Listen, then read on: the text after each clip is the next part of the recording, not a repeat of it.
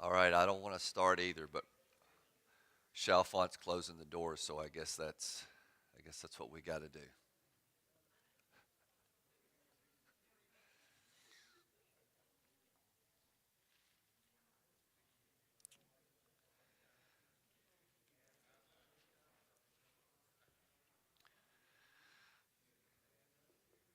Well, winter appears to be here.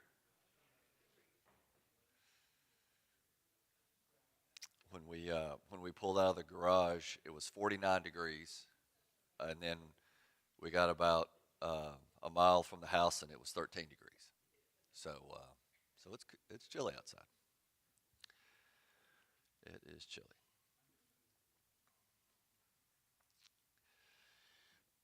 Well, welcome to Sunday school.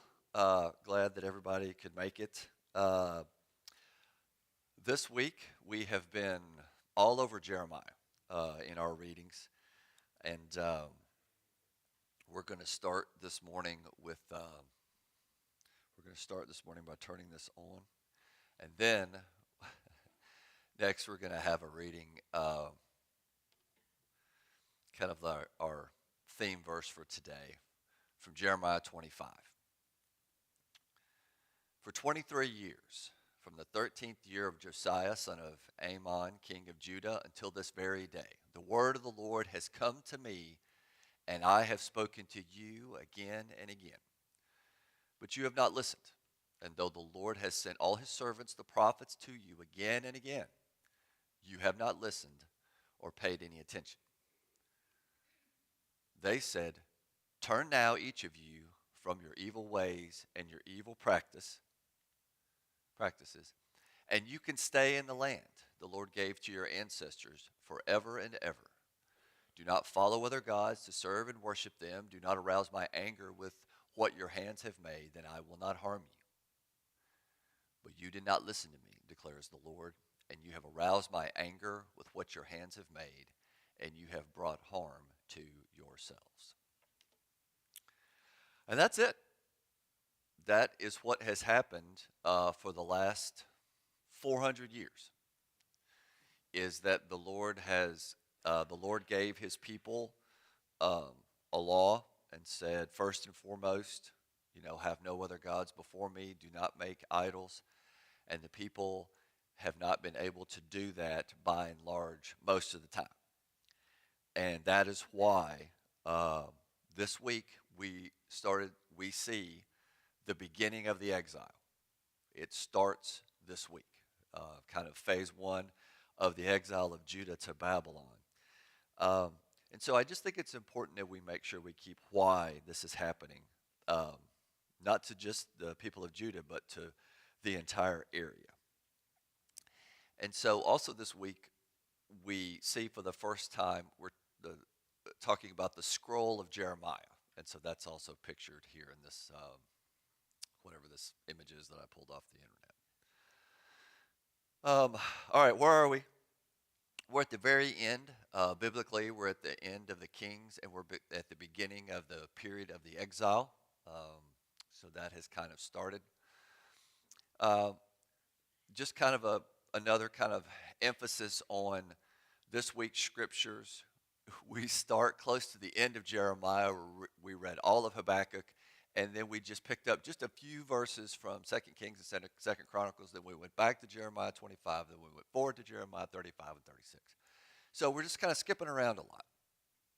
And then next week, we're actually going to begin with the first two chapters of Daniel, and then we go toward the end of Jeremiah, and then back to the middle of Jeremiah. So, really the easiest way, let's see, the easiest way to kind of do this from your perspective is just the page numbers up there. That's kind of the, and if you don't know where to find the readings, they're in the weekly bulletin, or they're also on the website. All right, so where are we in our story? This week's readings cover just a very, very short amount of time. We are in the reign of King Jehoiakim. It's around 605 BC. Last week, we had talked about how the Assyrian Empire is in decline. They had been kind of the big man on campus for a while. but they are in decline. The Babylonian Empire, the Neo-Babylonian Empire, is on the rise. When we left Egypt, led by their Pharaoh Necho, which is a pretty cool name. Like if I had to name a kid, I think I would probably name them a new Necho, like Milo. Does anybody know Milo? He's a little boy that goes to church here. He's about that tall. A lot of personality. But I think Milo is just a great name, and it helps us remember these people. So Necho was a great name. So Pharaoh Necho was coming up from Egypt, um, and he was going up to challenge the Babylonians as they were moving westward. So Egypt and Assyria were going to kind of combine together and try to stop the Babylonians as, they were kind of playing the Game of Thrones. Um, but for some reason, so that's kind of like what's happening in the world. And then inside Judah, they were under the rule of a good king, Josiah. And Josiah he had been tearing down all these shrines and getting rid of all these altars and all this bad stuff. The book of the law of the Lord was read, and he was like, oh, this is awful. We haven't been doing very good, and we can do better. And everybody was like, yay. And they celebrated this Passover, and it just really looked like things were going in the right direction, despite the prophecy of Jeremiah. But then, for some unknown reason, as the Egyptian forces are moving northward, Josiah decides to try to stop them. And so he goes out to a place called Megiddo, which is just an area of Judah, and they fight, and Josiah is killed. And so the last of the good kings of Judah dies. You can make of that what you will. So Josiah dies. His son Jehoahaz is made king, but he's only king for a few months. Pharaoh nabs him, takes him down to Egypt. That's the end of him. And then Jehoiakim is put in place. Kind of the Pharaoh says, hey, Jehoiakim, you're going to be the next king of Judah. And so he's kind of what we would call a puppet king. And so Jehoiakim is ruling in Judah. And so that's kind of where we left off last week. Jeremiah is still prophesying. Jeremiah is kind of getting in trouble. He's in prison. He's beaten. And so then that gets us to this week. So in world politics, Egypt marches up, and they meet up with the Assyrians in the Assyrian capital of Carchemish. And they meet the Babylonians in battle. And guess who wins? The Babylonians win, just like the Lord has been telling us. So the Babylonians win, and they don't just kind of win. They win in a pretty spectacular fashion. And the Egyptians retreat, and the Babylonians pursue, and much of the Egyptian army is destroyed. And then whatever's left of the Assyrian Empire kind of goes away. So then, after that battle is concluded, Nebuchadnezzar, who's not yet quite king of Babylon, but very close, he marches south and he marches into Judah, and he's going to take the first round of captives back to Babylon. And these are rock stars like Daniel and Hananiah and Azariah and Mishael. And so that first group of deportees is going to be taken to Babylon during this time. And this is the first phase of the exile.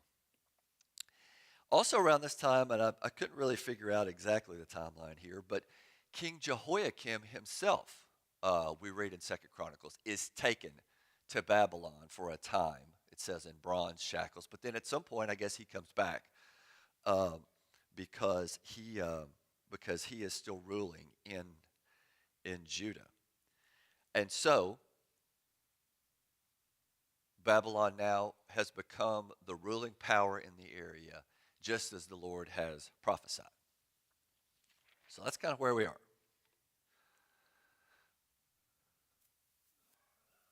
I don't even know why I tried. That's bad. Anyway, so there's a map up there with some lines and stuff on it. So I want to talk just very quickly about the Battle of Carchemish.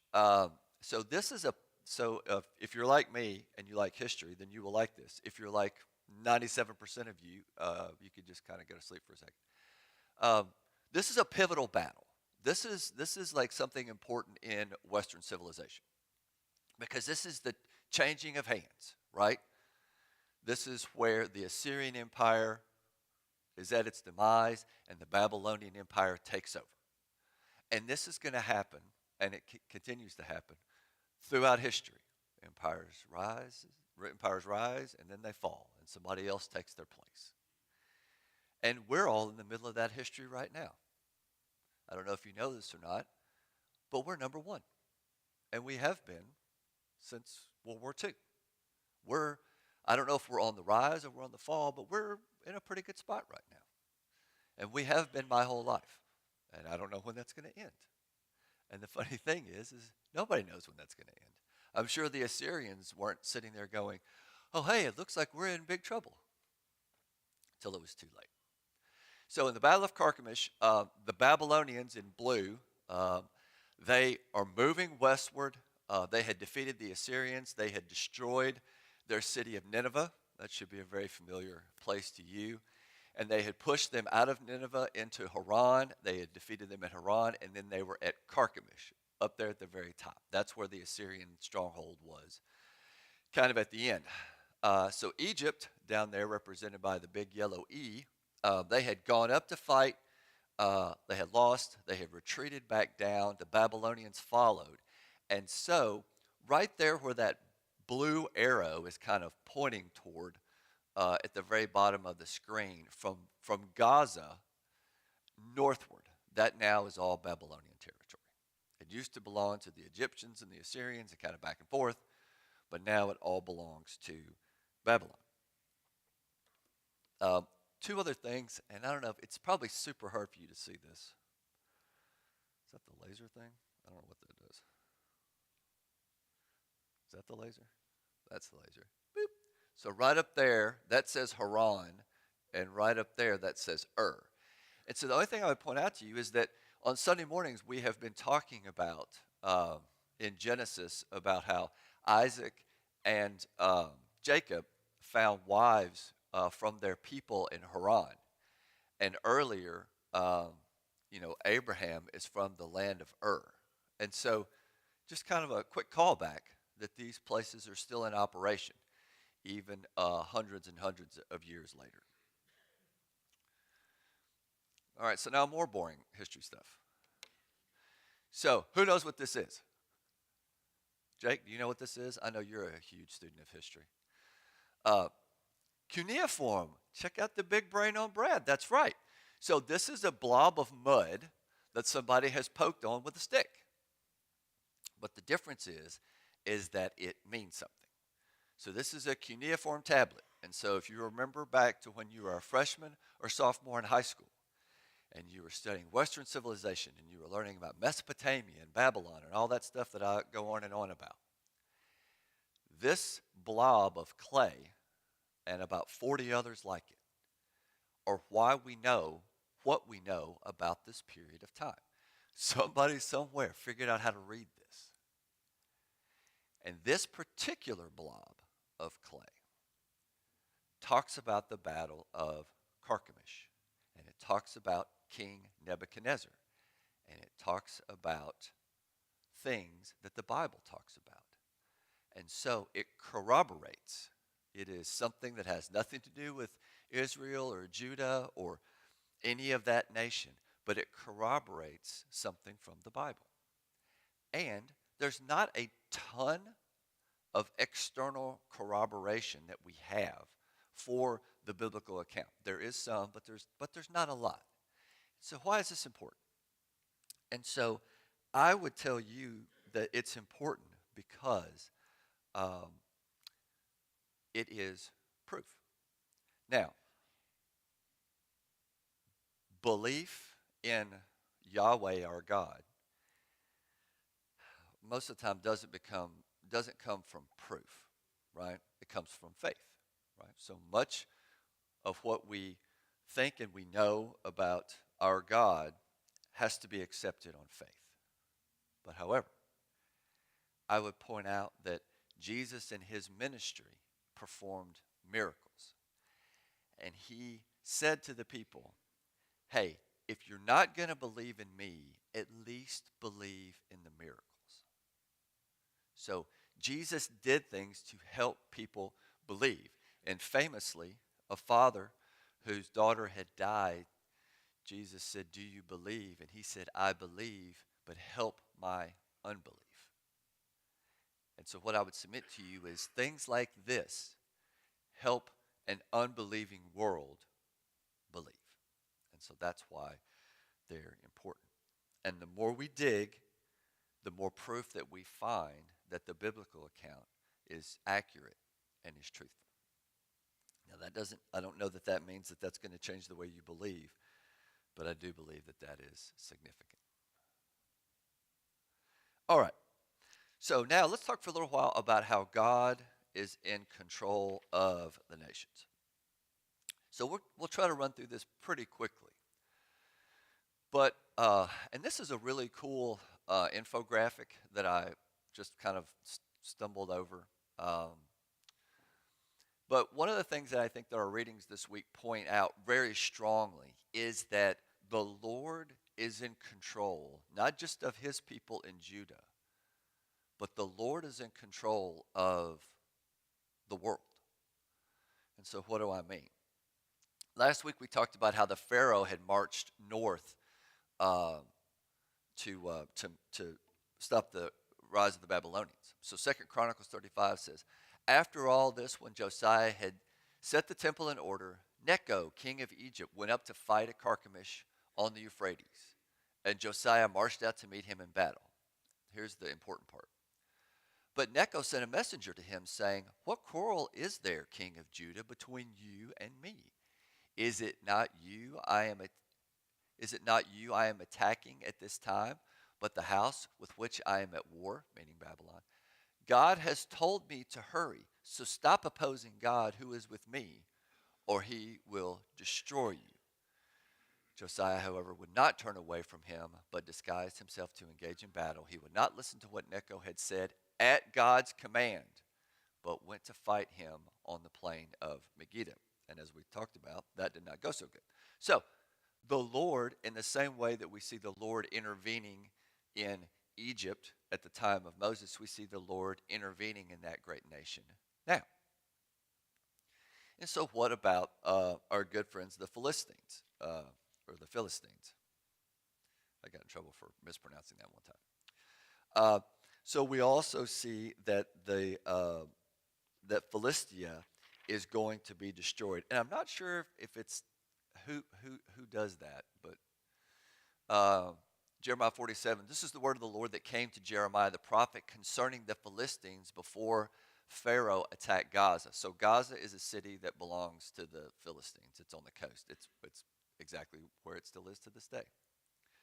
So if you skip to verse 4, for the day has come to destroy all the Philistines and remove all survivors who could help Tyre and Sidon.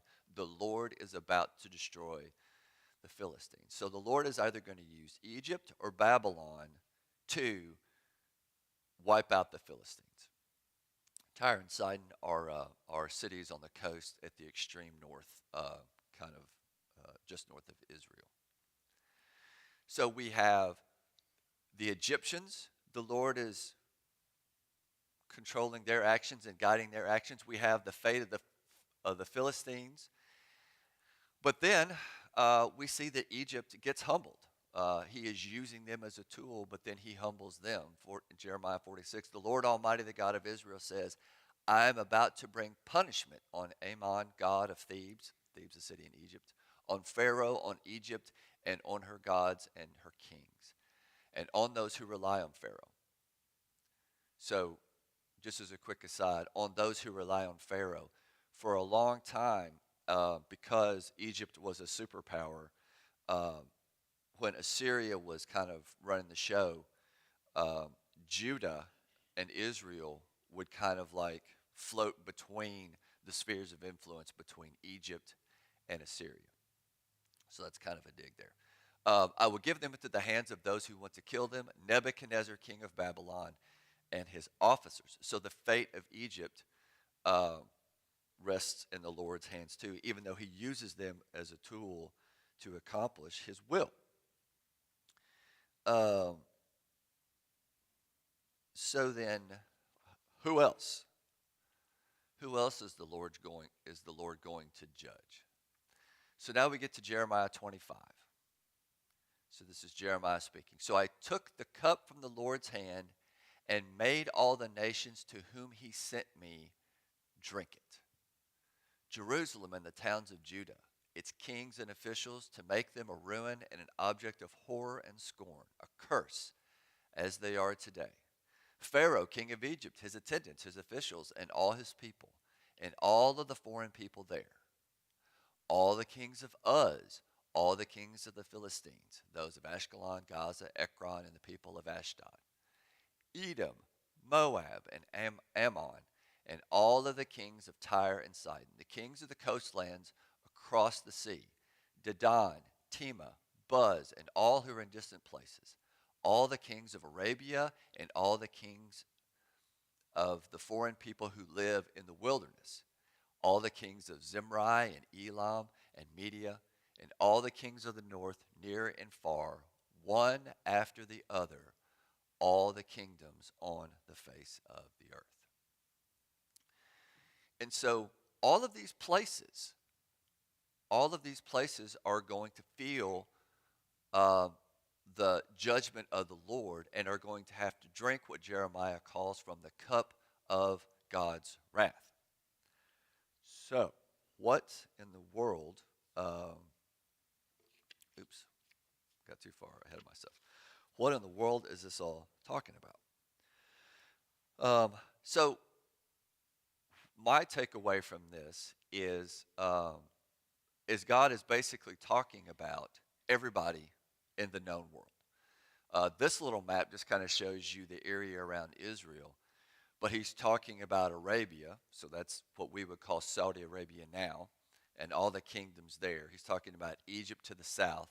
He's talking about some kingdoms that are further north and west. So basically, my understanding of this is it's everybody. God is talking about everybody. And his judgment is falling in every direction. And then if we read a little bit further in chapter 25, at the very end of that little paragraph, ultimately even Babylon is going to be judged. 25:26 says, and after all of them, the king of Shishak will drink it too, which is the cup of of God's wrath. And if you look in your Bible, the footnote, Shishak means Babylon. So what is the Lord trying to prove here? I mean, I don't know, so I'm just going to give you my opinion. First off, he is the God of everywhere. He is not just God in Judah. He is the God of gods. And you're going to see that upcoming in some interactions with King Nebuchadnezzar. The Lord is going to continue to prove that he is above all other gods, and that his power and his dominion is not just related to this one geographical area. I think I don't know if it was Ben or Joel, but recently we have talked about how that once there was, I think it's once the Babylonians kind of take over Judah, they're having some problems because they don't know how to properly worship the God of this area. And so they send some people that know how to worship this God, Yahweh. They send some people back so that Yahweh quits destroying them, because there's this idea that these gods are localized, right? That they're the gods of just this particular geographic area. And so if you move into that town, you need to know how to worship those gods, because if you don't, it's going to go bad. And that may also kind of help our understanding of why the Israelites struggled so much when they moved into the Promised Land, because those local gods needed to be worshipped in the appropriate way, or you were going to get the kashmak from them, right? And nobody wants that. But our Lord, Yahweh, is saying, hey, I am unlike these other gods. I am the God of everywhere. I am the God of gods. And no matter what your gods may say, Egypt and Philistia and Ammon and Moab and all these places, it is the prophecies of the Lord that are coming true. Because his prophets are going out like Jeremiah and saying, all these things are going to happen. And then they happen. And your prophets are saying, oh, everything's going to be great. Egypt is going to go up and we're going to defeat Babylon and return to greatness and build more pyramids. But that's not what happened. And so the Lord is proving his superiority over all these others. And so the other thing is that the Lord is saying that he is responsible for all of these events and for this coming doom that is not just going to impact Judah, but is going to impact this entire area. The Lord has raised up Babylon. He is allowing, Mike Tenero used to say, the Lord has dispatched. He has dispatched this king and this army to do his will. And that everyone and everywhere is in his hands. He uses the kings and the nations of the earth. Those are his servants, and they accomplish his purposes.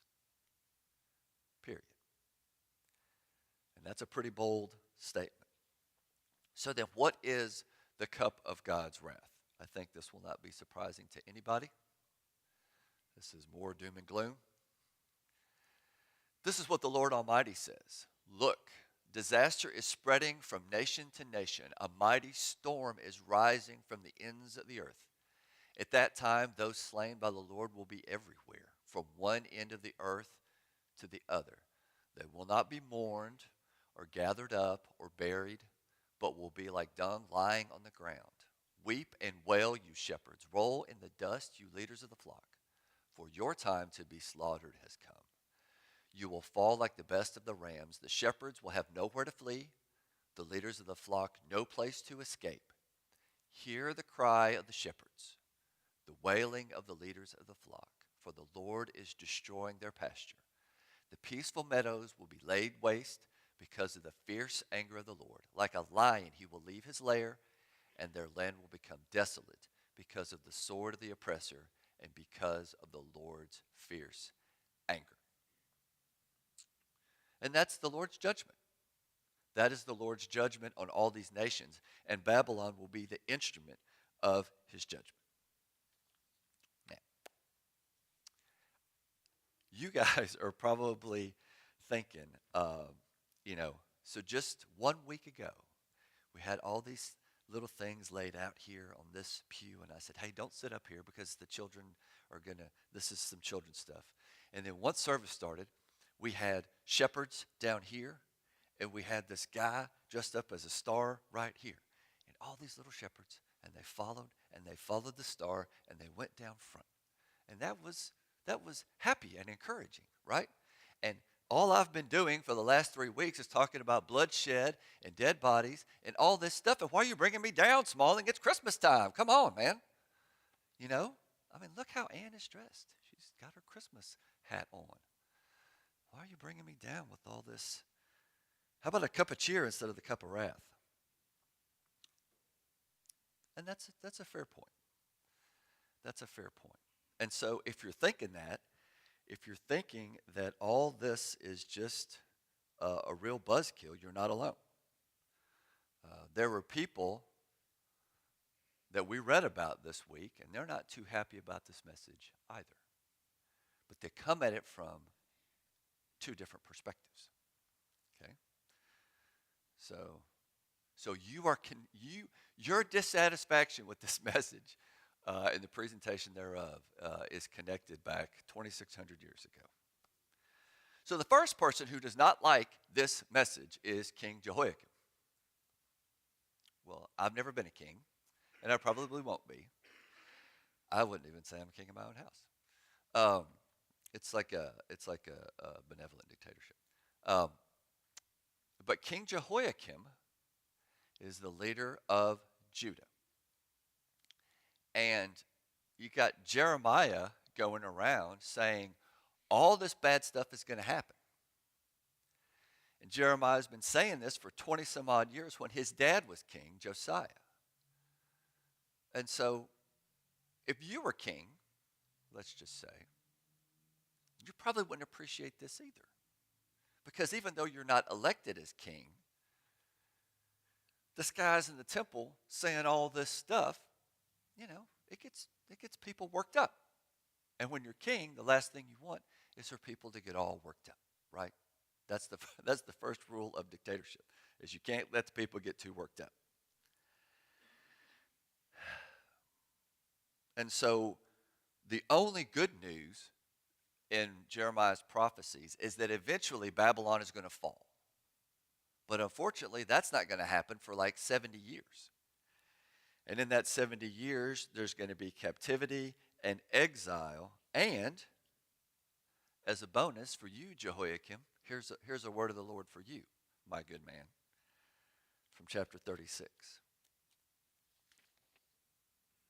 Therefore, this is what the Lord says about Jehoiakim, king of Judah. He will have no one to sit on the throne of David. His body will be thrown out and exposed to the heat by day and frost by night. I will punish him and his children and his attendants for their wickedness. I will bring on them and those living in Jerusalem and the people of Judah every disaster I pronounce against them, because they have not listened.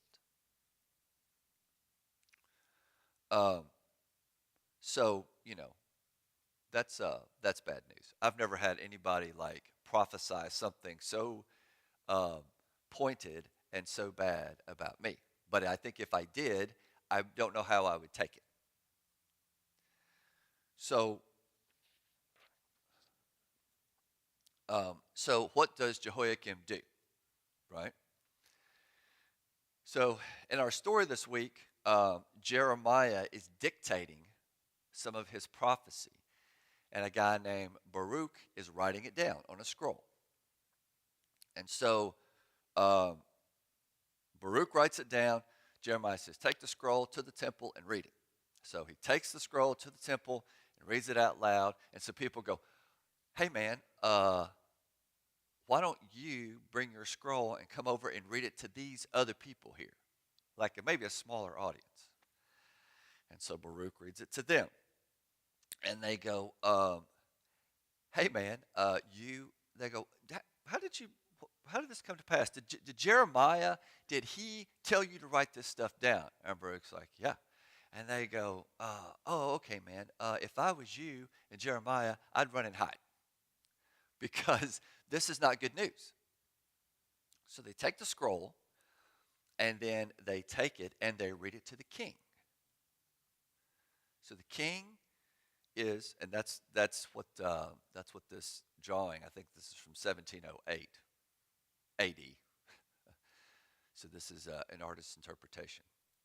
So you see King Josiah there on the far right, and that what he's doing is he's tossing the scroll into the fire pot. And so as someone is reading the scroll to Jeremiah, Jeremiah is taking a penknife, if you will, and he's cutting off pieces of the scroll and he's throwing it into the fire as this prophecy is being read to him. Now some of his officials urged him not to burn the scroll. But chapter 36 says, the king and all his attendants who heard all these words showed no fear, nor did they tear their clothes. So let's compare Jehoiakim's reaction to the word of the Lord, which we're going to put right here. We're just going to sit it right here. And now let's compare that to what his father's reaction was to the book of the law when he heard it. So what did Josiah do when the book of the law was read in his presence? Did he chuck it in the fire? No. He tore his clothes, which is Hebrew code for being very sad and very upset and very repentant. and full of emotion. He tore his clothes and he says before the Lord, hey, paraphrasing, man, we have really screwed this up. Me and my ancestors, and we have not been doing these things, and Lord, that is wrong, and we are going to do better. That's what Josiah, his father, says. But Jehoiakim doesn't do that. He says, this is worthless. I don't want to hear these words from this guy, Jeremiah. That's not what I want to hear. And so you see this kind of comparison of a leader that had the Lord's favor and a leader who did not. Jehoiakim's reaction to this really isn't a surprise. He's the same guy that wants to put Jeremiah to death, and there's another prophet named Uriah that had ran to Egypt to escape Jehoiakim, but Jehoiakim sent somebody down there, brought him back, and had him put to death for spreading some messages that he did not agree with. So that's Jehoiakim's perspective on all this bad news. But what about another guy, Habakkuk? 3 K's in his name. So Habakkuk had, Habakkuk he's a prophet. He is prophesying in the same place at the same time as Jeremiah, right? So he's a contemporary. And so he has 2 questions for the Lord. So here's his first question. This is from Habakkuk chapter 1. How long, Lord, must I call for help, but you do not listen? Or cry out to you violence, but you do not save? Why do you make me look at injustice? Why do you tolerate wrongdoing? Destruction and violence are before me. There is strife and conflict abounds. Therefore the law is paralyzed and justice never prevails. The wicked hem in the righteous so that justice is perverted. So Habakkuk is bringing these problems and these issues to the Lord. But these are different problems than have been on the Lord's mind. What's the problem that the Lord has? His problem is this idolatry and this lack of belief. But Habakkuk says, hey, Lord, there's also this other problem that we've got, is all of your people here in this nation, they are treating people unjustly. And we're going to hear, like, what does unjust mean? So he brings this to the Lord. And so then the Lord answers him. The Lord hears him and answers him. And here's the Lord's solution. I'm going to bring the Babylonians in, and they're going to wipe everybody out. How do you like that, Habakkuk? Doesn't that sound like a good solution? That's not even paraphrased. That's just my sarcasm. And so that leads to Habakkuk's second question. And his second question is, Lord, are you going to have these wicked, awful, terrible Babylonians as they sweep through? Will they not destroy the innocent along with the guilty? I'm just saying, Lord, like I've heard about the Babylonians, and I don't think that they're going to be like, oh, you're innocent. You're okay. Well, you're guilty. I think we'll put you on a pike.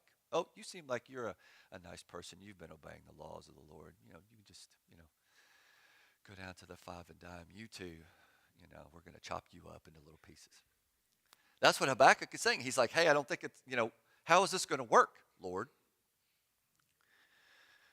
And he compares what the Lord is doing, he compares it to a fisherman. And he says, when the fisherman goes out and with their hooks and with their nets, they catch everybody. The one net gathers up all and consumes all. And so he says, will the Babylonians not do the same? They will kill the righteous along with the wicked. And he says to the Lord, how can you use this ruthless and impetuous people to execute your justice? Oh man, we got 5 minutes left. And so that's Habakkuk's question. Now, you probably and I probably do not feel the urgency that Habakkuk had. Because here we are. It's 13 degrees outside, but it's in the 70s in here. It's very warm. This is a very beautiful place. It's well lit. It's well appointed. I love this burgundy carpet. Uh, I wish this center row had been here when I got married. It wasn't, but that was fine. It was beautiful back then in the golden carpet era. And so I don't know that we feel the urgency that Habakkuk had when he's hearing this prophecy for the Lord. Habakkuk's like, Lord, all your people are mistreating each other, and there's violence, and there's bloodshed, and there's all this bad stuff. And the Lord's like, oh, I'm going to take care of it. I'm going to have the Babylonians come in and basically kill everybody. Whew, that's not the plan I was hoping you would say, Lord. I was hoping that you would give us another Josiah and make things better. And so for us, it's a theological question. But for Habakkuk, his life and his family's life and his friend's life and his home and his town and his nation, that was on the line. And God's solution to this problem of injustice kind of seems like taking a bulldozer to kind of smooth out your sandbox in your backyard. The job's going to get done, but when you're done, there's going to be nothing left. And so, how does the Lord respond to this? He responds by saying that people who do evil, that evildoers will be punished. Much like the Lord always responds, it's never exactly what we want. He never gives us the level of detail that we're interested in. But he says that evildoers will be punished. And it kind of feels like he's talking about that after the Babylonians come in and do all the stuff that he wants them to do, that they will be punished as well. But also kind of in there, in Habakkuk 2, it also kind of feels like the Lord is saying, hey, you know all those people that are doing injustice and will continue to do injustice, they're going to be punished. And so Habakkuk really, Habakkuk says, well, you're the Lord, and I will wait on you, and I will be patient. Let's see here. So this is part of Habakkuk's response in chapter 3 to what the Lord said. I heard and my heart pounded, my lips quivered at the sound. Decay crept into my bones and my legs trembled. Yet I will wait patiently for the day of calamity to come on the nation invading us. Though the fig tree does not bud and there are no grapes on the vines, though the olive crop fails and the fields produce no food, though there is no sheep in the pen and no cattle in the stalls, yet I will rejoice in the Lord and I will be joyful in God, my Savior. And so, this awful gloom and doom that I've been talking to you about, there's a couple ways. There's at least a couple ways to think about it. There's probably like 7, but I only thought of 2. You can respond like Jehoiakim, and you could be like, man, it's Christmas. Quit with this stuff. I don't want to be thinking about this. And you can kind of toss it in the fire pot. Or you can respond like Habakkuk, and you can be like, the God that I worship, he was responsible for all of this bloodshed and destruction and mayhem. It was his idea, and he did it. And yet, that was a brief one. And yet, he is still God, and I can still trust him. And that's really hard. That's really hard if, like, perhaps if you were like me for a long time, and you had this confusion of God versus Santa Claus, right? Appropriate analogy for this time of year. Sometimes we think of God as Santa Claus. All he does is just bring good gifts. And he saved us. And that's all there is. But the Lord is more complex. That is not what he is. Does he provide blessings? Yes, he does.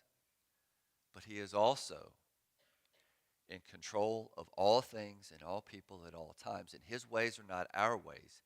And sometimes, we might say all the time, we have to respond like Habakkuk did.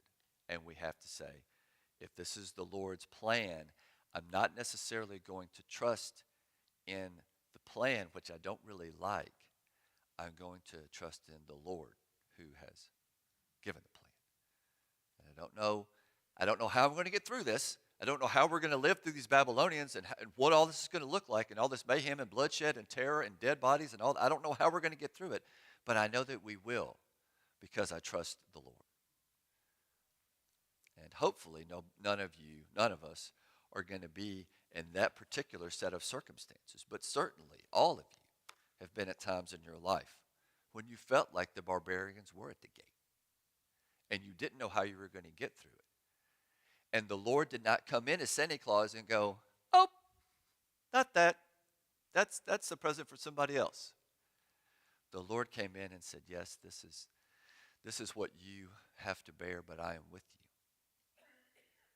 And I will be here for you, and I will help you in all of this."